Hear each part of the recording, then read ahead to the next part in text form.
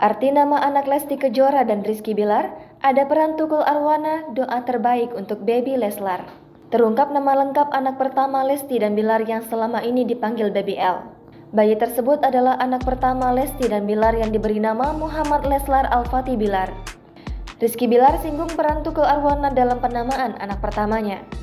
Pasangan selebriti Lesti Kejora dan Rizky Bilar menyinggung peran komedian Tukul Arwana dalam penamaan anak pertama mereka. Sembari berkaca-kaca, sang aktor pun mengenang pertemuan pertamanya dengan Lesti di hadapan Tukul saat itu. Ia pun membeberkan arti nama Baby L yang akhirnya diungkapkan kepada publik.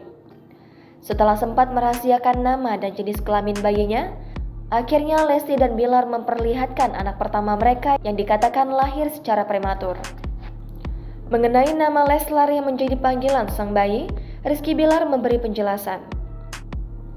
Rupanya, nama yang merupakan gabungan panggilan Lesti dan Rizky Bilar itu memiliki sejarah tersendiri. Nama itulah yang pertama kali disebut secara spontan oleh Rizky Bilar saat ditanya Tukul.